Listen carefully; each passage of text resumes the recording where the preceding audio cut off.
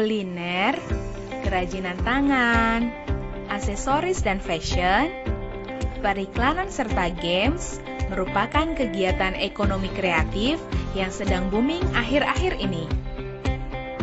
Pemuda masa kini yang mudah menjangkau segala informasi melalui internet memiliki peluang yang besar untuk terlibat dalam ekonomi kreatif bangsa. Saat ini, sektor ekonomi kreatif menjadi semakin penting dan semakin besar sumbangsinya terhadap perekonomian nasional. Berikut adalah fakta dan datanya.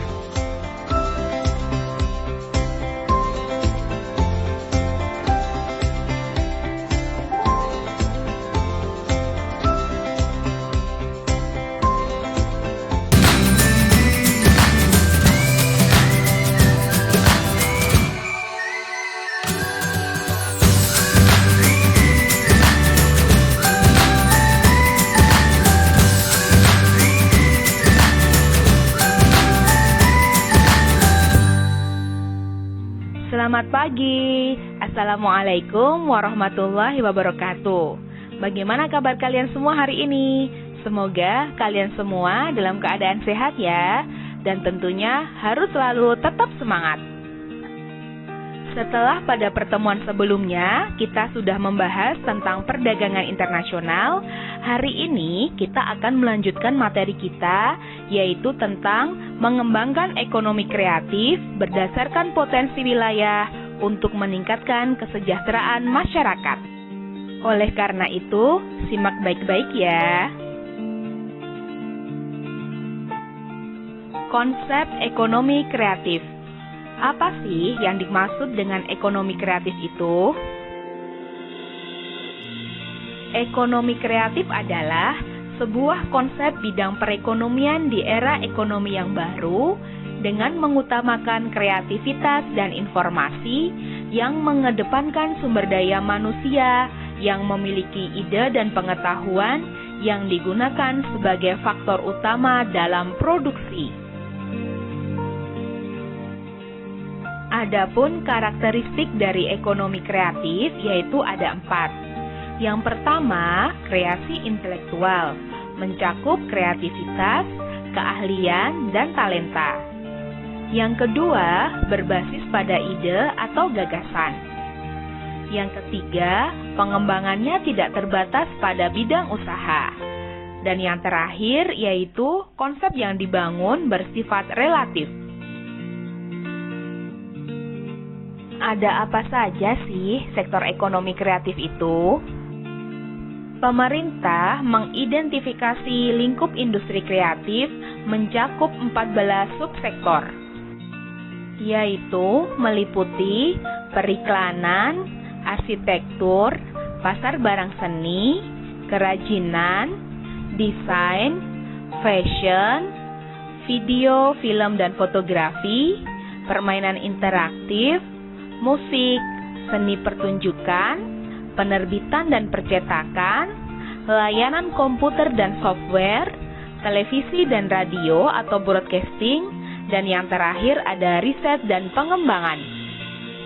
Mari kita bahas satu persatu ya. Sektor pertama yang akan kita bahas yaitu tentang periklanan. Coba kalian perhatikan, sekarang banyak sekali kan iklan-iklan dengan konsep kreatif. Nah, kegiatan periklanan kreatif ini sangat memanfaatkan media dalam proses pendistribusiannya. Kegiatan periklanan merupakan komunikasi satu arah dengan menggunakan medium tertentu. Kegiatan ini bisa meliputi proses kreasi, operasi, dan distribusi dari periklanan yang dihasilkan. Periklanan ini bisa berupa iklan TV, radio, brosur, iklan sosial media, spanduk, dan lain-lainnya untuk memasarkan produk atau jasa. Sektor ekonomi kreatif selanjutnya adalah arsitektur. Ekonomi kreatif dan arsitektur berkaitan dari segi desain.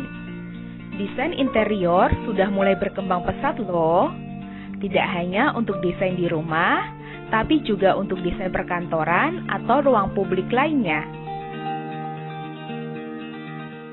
Sektor yang ketiga adalah pasar barang seni. Kegiatan ini berkaitan dengan perdagangan barang-barang asli, unik, dan langka, serta memiliki nilai estetika seni dan sejarah yang tinggi, melalui lelang, galeri, toko, pasar swalayan, dan internet. Sektor yang keempat yaitu kerajinan. Kegiatan ini berkaitan dengan kreasi, produk, dan distribusi produk yang dibuat atau dihasilkan oleh tenaga pengrajin yang berawal dari desain awal sampai proses penyelesaian produknya.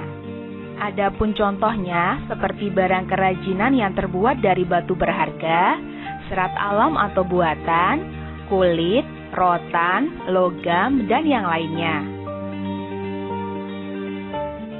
Sektor selanjutnya yaitu desain. Kreativitas ini berkaitan dengan kreasi desain grafis, desain interior, desain produk, desain industri, konsultasi identitas perusahaan, dan jasa riset pemasaran serta produksi kemasan dan jasa pengepakan. Sektor selanjutnya yaitu fashion. Kegiatan ini berkaitan dengan kreasi desain, produksi barang, konsultasi lini produk, dan juga distribusi. Sektor video, film, dan fotografi merupakan kegiatan yang berkaitan dengan kreasi produksi video, film, dan jasa fotografi, serta distribusi rekaman video dan film. Mencakup juga di dalamnya ada penulisan skrip, dubbing film, sinematografi, dan lainnya. Sektor yang kedelapan yaitu permainan interaktif atau game. Kegiatan ini berkaitan dengan kreasi, produksi, dan distribusi permainan komputer dan video yang bersifat hiburan, ketangkasan, dan edukasi. Sektor permainan interaktif bukan didominasi sebagai hiburan semata-mata, tetapi juga sebagai alat bantu pembelajaran atau edukasi. Sektor musik. Sektor ini berkaitan dengan kreasi atau komposisi pertunjukan, reproduksi, dan distribusi dari rekaman suara. Sektor showbiz atau seni pertunjukan merupakan kegiatan yang berkaitan dengan usaha pengembangan konten dan produksi pertunjukan, misalnya pertunjukan wayang, drama, musik, dan yang lainnya.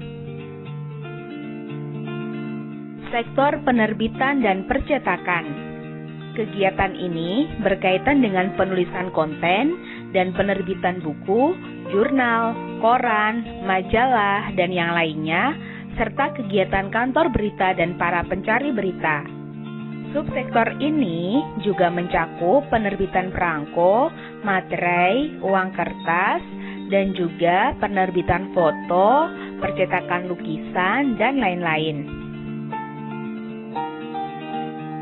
Sektor yang ke-12 yaitu layanan komputer dan piranti lunak atau software. Kegiatan ini berkaitan dengan pengembangan teknologi informasi, termasuk layanan jasa komputer, pengolahan data, pengembangan database, dan yang lainnya. Sektor yang ke-13 yaitu televisi dan radio. Kegiatan ini berkaitan dengan usaha kreasi produksi dan pengemasan acara televisi seperti kuis, reality show, infotainment, dan yang lainnya. Kegiatan ini juga mencakup penyiaran dan transmisi konten acara televisi dan radio. Sektor yang terakhir yaitu riset dan pengembangan. Kegiatan ini berkaitan dengan usaha inovatif yang menawarkan penemuan ilmu dan teknologi serta mengambil manfaat terapan dari ilmu dan teknologi tersebut. Adapun contohnya seperti penelitian dan pengembangan bahasa dan sastra, seni, serta jasa konsultasi bisnis dan manajemen. Perkembangan ekonomi kreatif di Indonesia. Industri kreatif sudah ada sejak lama di Indonesia, tetapi dulu masih disebut dengan istilah ekonomi industri dan ekonomi informasi. Penggunaan istilah ekonomi kreatif dimulai pada tahun 2001, yaitu ketika Joe Hawkins menerbitkan bukunya yang mengulas tentang industri kreatif. Ekonomi kreatif muncul sejak masa pemerintahan Presiden SBY dan berlanjut pada pemerintahan Presiden Joko Widodo sekarang ini. Selain itu, kemunculan industri di Indonesia juga dikarenakan mulai adanya Masyarakat Ekonomi ASEAN atau MEA yang sudah berkembang beberapa tahun sebelumnya. Berikut adalah kegiatan kreatif yang secara rutin diselenggarakan di daerah di Indonesia.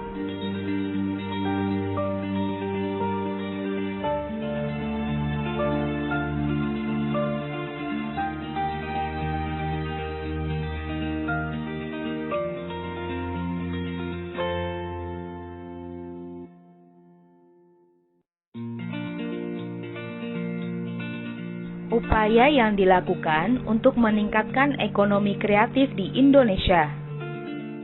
Berdasarkan UUD 1945, pasal 33 ayat 1, 2, dan 3, strategi pemerintah untuk meningkatkan ekonomi kreatif antara lain: 1. Menyiapkan insentif. Yang kedua, membuat roadmap industri. Yang ketiga, memberi perlindungan hukum.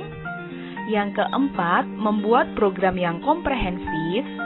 Dan yang terakhir, membentuk Indonesia Creative Council.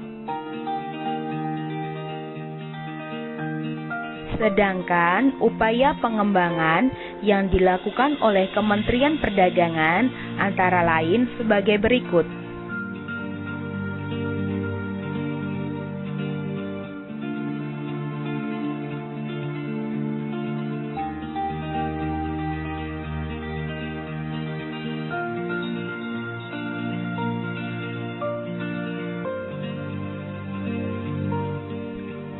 Oke anak-anak, itu tadi materi kita pada pertemuan kali ini.